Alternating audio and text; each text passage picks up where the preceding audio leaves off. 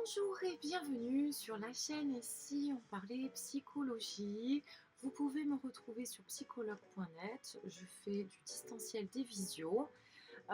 Je suis donc sur la chaîne Ici, on parlait psychologie. Pour ne rien manquer, je vous invite à vous abonner.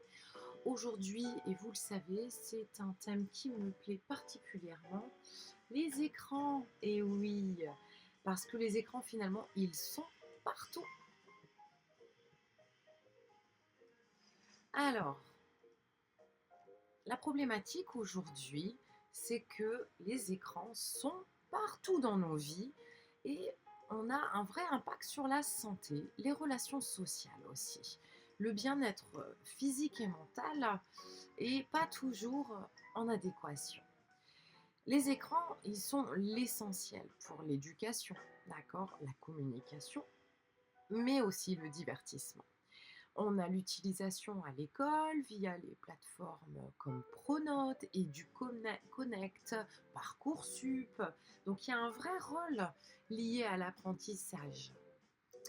L'évolution de nos écrans, eh bien, au fil des années, les écrans, ils ont évolué. Au début, c'était des simples outils de divertissement et aujourd'hui, ils sont essentiels dans le travail, dans l'éducation. Et oui, donc l'accessibilité accrue, elle a transformé réellement toutes nos habitudes. Et d'ailleurs, les administrations essayent et tendent à dématérialiser toutes les procédures. Et oui, donc on continue. L'impact. Eh bien, santé, hein, voilà.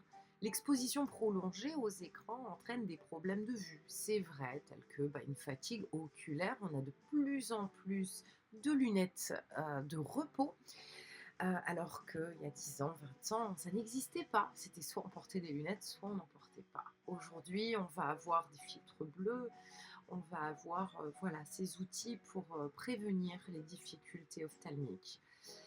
En plus, bon bah voilà, il y a des mauvaises postures quand on utilise nos appareils et donc on peut avoir des douleurs cervicales, dorsales et déformées, et surtout pour les plus jeunes, nos ados, en quelques mois seulement, le corps et les conséquences par contre, c'est jusqu'à la fin de la vie. C'est-à-dire que les douleurs et les difficultés seront présentes par la suite. La santé mentale, eh bien, on a les réseaux sociaux. Ça engendre un vrai sentiment de solitude, hein. Déjà, on va se comparer aux autres.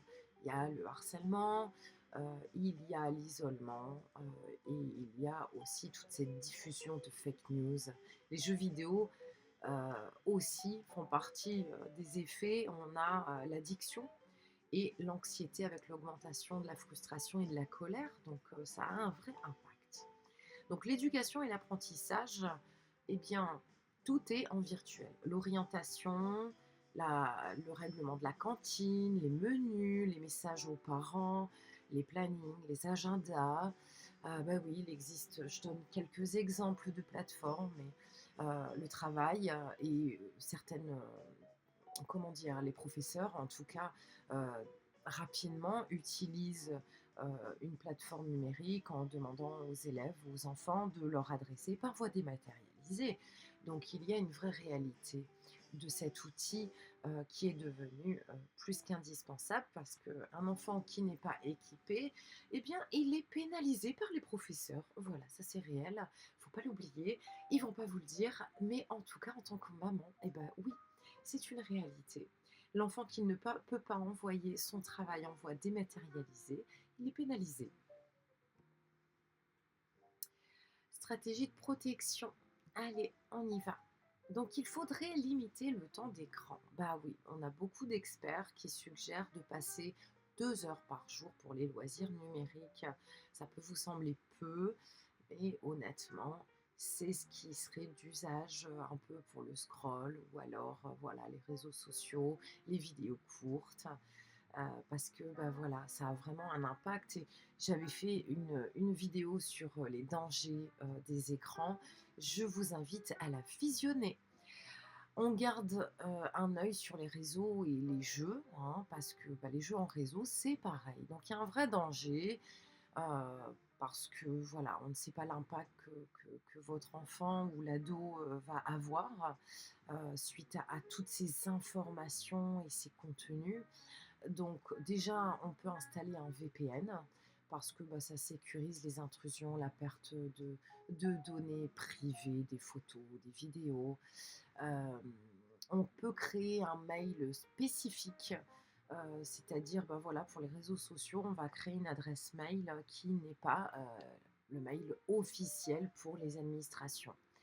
Les discussions, ben, on veille à les surveiller, à les enregistrer parce qu'il peut avoir du contenu, heu, illicite ou de l'intimidation, donc on fait attention. On peut créer des mots de passe, voilà, longs, sécurisants pour protéger en fait tout ça, pour éviter justement une faute, de transmission. Et puis on crée des stratégies, hein, sur ces réseaux, sur ces plateformes. Il faut faire des pauses régulières et oui, il serait bien de faire, la méthode qui est adoptée dans des services publics, 20-20-20. 20 minutes, on regarde quelque chose, 20 minutes, on prend de la distance, heu, voilà et en fait, ça va permettre, de déconnecter notre cerveau et d'avoir un petit peu moins d'impact, en fait, au quotidien.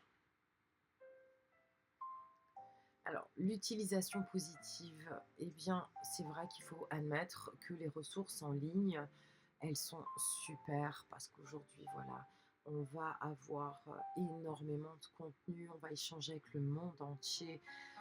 Donc il y a des ressources éducatives, de la lecture, des vidéos, enfin plein de choses, même des forums de discussion. Donc l'élève va rester connecté avec l'apprentissage et accéder aussi à des cours en ligne, par exemple. Ça va lui apporter beaucoup de choses. Il faut discuter, garder, confiance à l'adulte, hein, donc le piratage, l'escroquerie, la pédophilie sont quand même des risques réels. Heu, donc se mettre en ne pas déranger la nuit pour un sommeil de qualité est, en mon sens, l'une des premières solutions. Mais voilà, de beaucoup discuter, d'échanger parce qu'on a le droit d'avoir peur et il ne faut pas rester seul, en fait, face à des dangers. Alors l'école qui fait la morale, eh bien oui, on a bien compris que tout se dématérialise.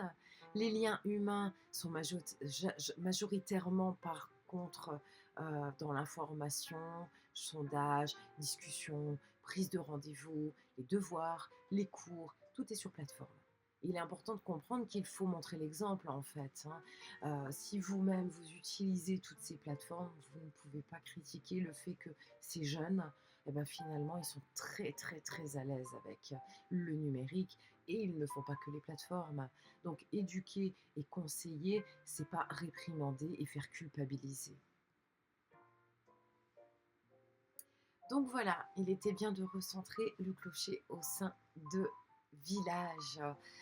C'était en mon sens important de rétablir un petit peu, oui, les dangers des écrans, c'est réel, bien entendu, mais il ne faut pas oublier que l'écran est donné par l'adulte, la société dématérialise, et surtout les écoles. Les écoles, et oui, tout est sur plateforme. Donc à un moment donné, il faut arrêter de dire arrêtez les écrans, les enfants. Donner du sens.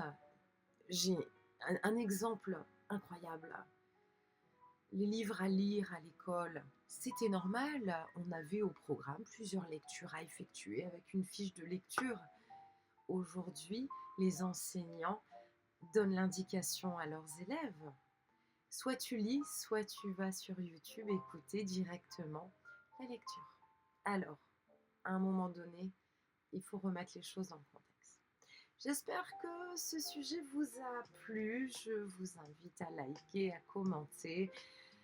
Et éventuellement, bah voilà, si vous ne voulez pas manquer d'autres sujets abordés, eh bien, abonnez-vous à la chaîne Et si on parlait psychologie. Vous pouvez me retrouver sur psychologue.net. Je vous dis à très bientôt.